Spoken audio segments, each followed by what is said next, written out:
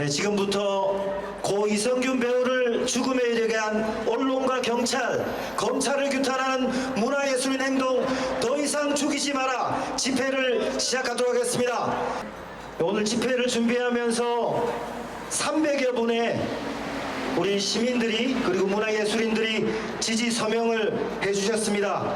그리고 오늘 이 자리에 영화, 음악, 미술, 문학 등 각계에서 활동하고 있는 문화예술인들이 함께 하고 계십니다. 그리고 이성균 배우의 죽음을 안타까워하는 시민 여러분들도 함께 참석하셨습니다. 그리고 많은 분들이 온라인 생중계로 함께하고 계십니다. 모두 고맙습니다.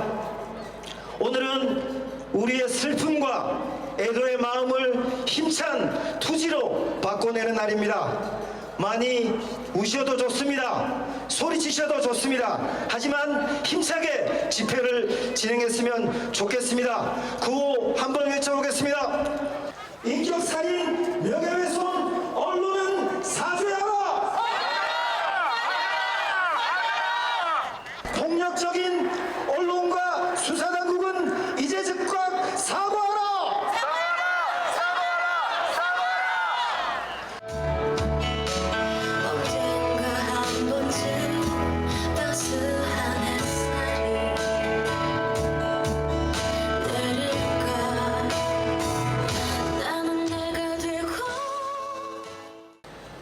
내가 행복하게 사는 꼴 보여주지 못하면 넌 계속 나 때문에 마음 아파할 거고, 나 때문에 마음 아파하는 너 생각하면 나도 마음 아파 못 살 거고.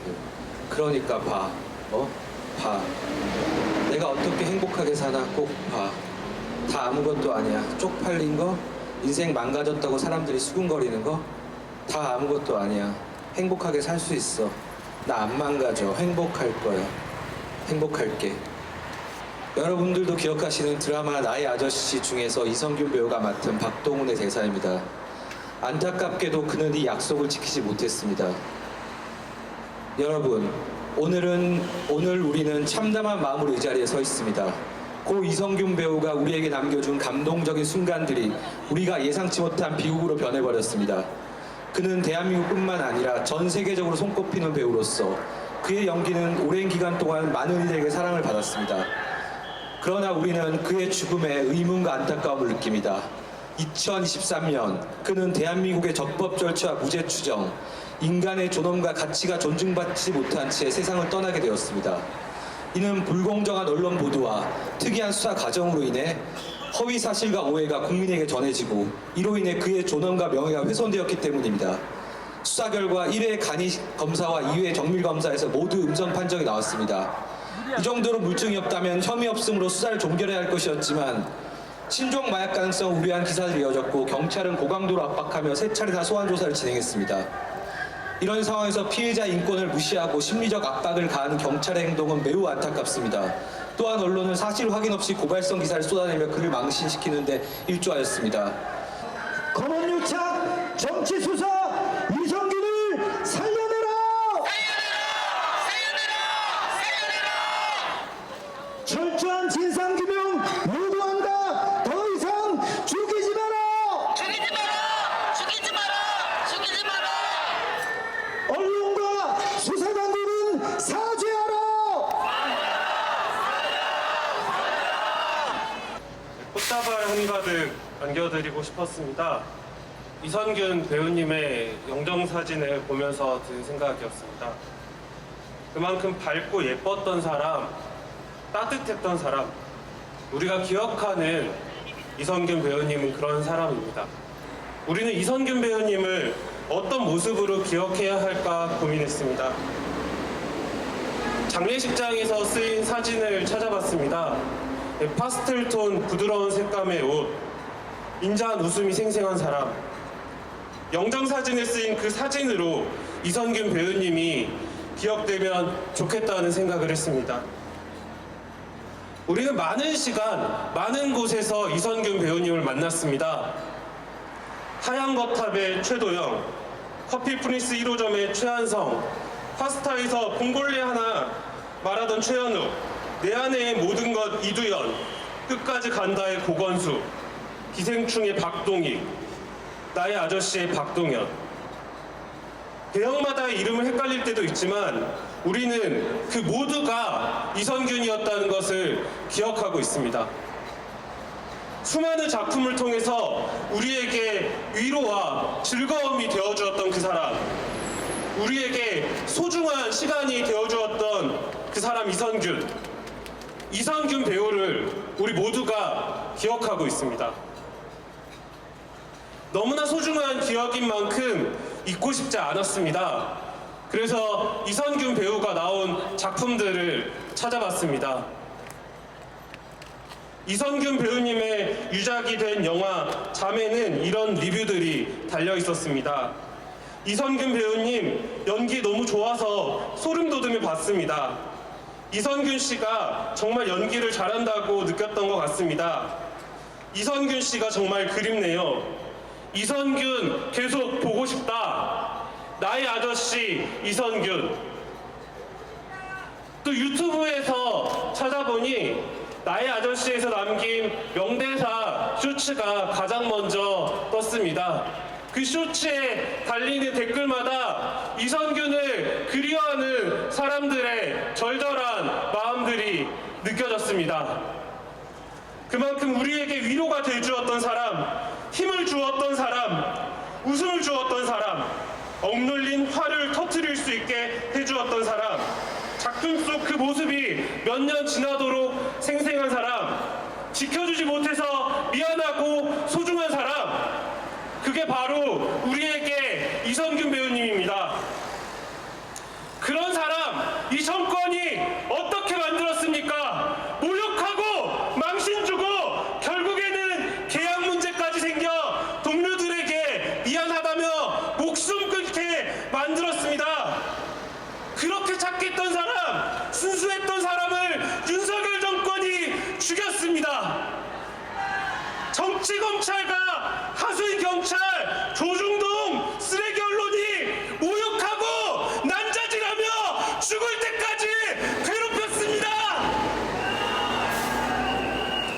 우리 국민이 사랑한 사람, 우리 국민을 행복하게 해주었던 사람, 우리 국민이 자랑스럽게 생각했던 이선균을 죽인 자들, 이 자들 우리가 어떻게 해야겠습니까? 그 죄값 치르게 하려면 우리가 끝장내야 하지 않겠습니까? 동의한다면 함성해 주십시오. 마녀 사냥으로 억울하게 희생된 예술인입니다. 고인의 명복을 빌며 묵상하겠습니다. 모두 묵상.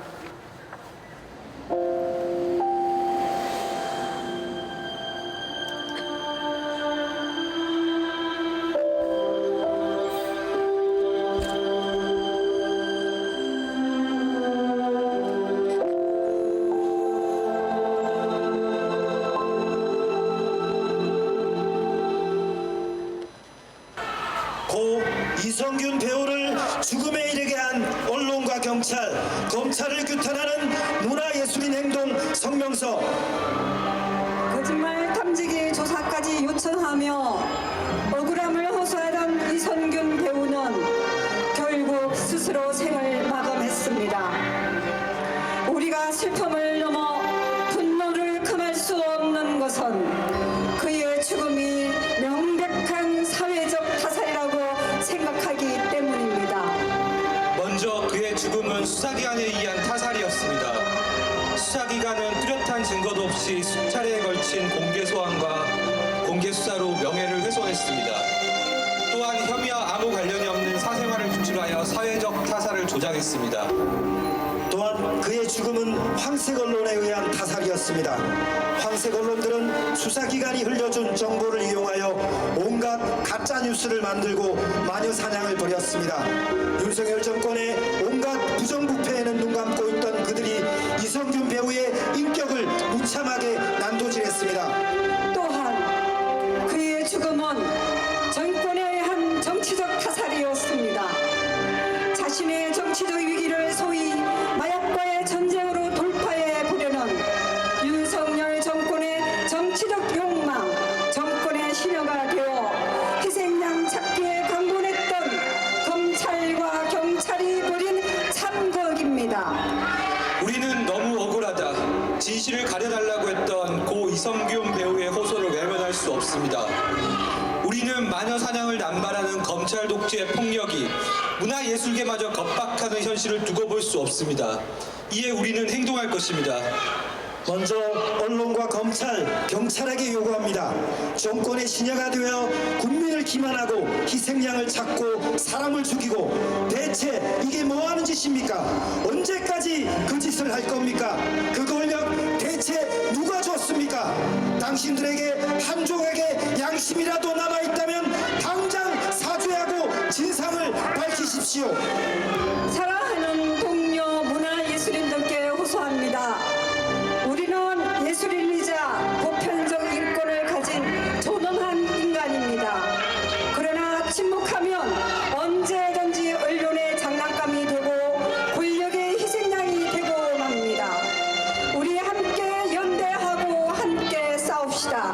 함께 말하고 함께 표현하고 함께 행동함으로써 우리의 존엄한 권리를 지킵시다. 존경하는 국민 여러분께 말씀드립니다. 우리 문화예술인들은 고 이성균 배우를 죽음으로 몰아넣은 수사 과정의 진상규명을 촉구할 것입니다. 또한 고인을 마녀 사냥한 윤석열 검찰 정권과 경찰, 언론을 규탄하고 사죄를 요구할 것입니다.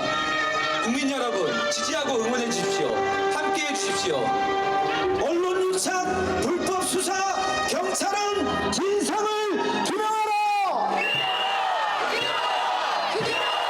인격살인, 명예훼손, 언론은 사죄하라! 마녀사냥, 검찰 독재, 윤석열 정권 규탄한다!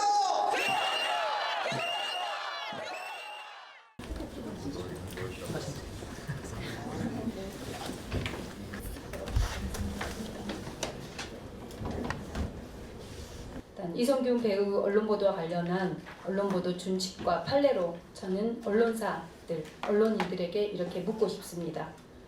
언론은 개인의 인격권인 명예 프라이버시권, 초상권, 음성권, 생명권을 지켰는지, 얼굴, 성명, 신상보도, 신상정보 공개하는 걸 당사자 동의를 받았는지, 그리고 프라이버시가 보도 내용과 관련이 있었는지, 공표 목적이 공익적이었는지, 그리고 필요성이 있었는지, 객관성이 있었는지, 정확성이 있었는지, 절차와 형식, 방법이 정당했는지 묻고 싶습니다.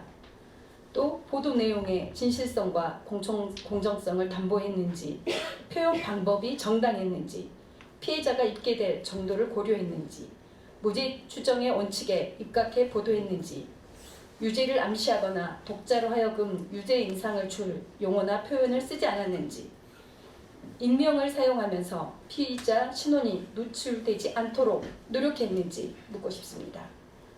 그렇게 되지 않았다면 이렇게 된 보도된 사태의 배경은 무엇인지, 언론사와 언론인들 스스로 재발 방지를 위해 구체적으로 어떤 노력을 하고 있는지 묻고 싶은 상황입니다. 그러나 현재 제가 토론회를 준비하면서 자체적으로 토론과 수기를 하고 있는지 찾아볼 수 없었고, 언론 현업인들, 관련 종사자들 또한 개선 방안에 대해 숨죽여 아무 말도 하지 않고 있습니다. 특히 KBS는 삭제 요청을 수용하지 않은 채 변명으로 일관하고 있고, 일부 언론들은 기사화되진 않았습니다. 제가 찾아냈는데요. 자체적으로 문제의 소지가 있는 보도들을 스스로 조용히 사과 없이, 해명 없이 삭제를 지금 하고 있습니다. 수사 과정의 언론 보도에 대한 문제점에 대해 디스패치가 수사 과정의 문제를 보도를 했습니다. 사망 사건 이후에. 그런데 경찰은 엉뚱하게 디스패치를 압수수색하고 있습니다. 경찰의 치부를 덮기 위한 압수수색만 이루어지고 있는 것입니다. 구체적 보도를 살펴보겠습니다. 언론 보도 관련해서 기자협회 가입된 곳들입니다. 언론진흥재단에서 제공하는 전국 일간지, 경제일간지, 지역일간지 54개 언론사 대상 종편과 인터넷 매체는 제외됐습니다.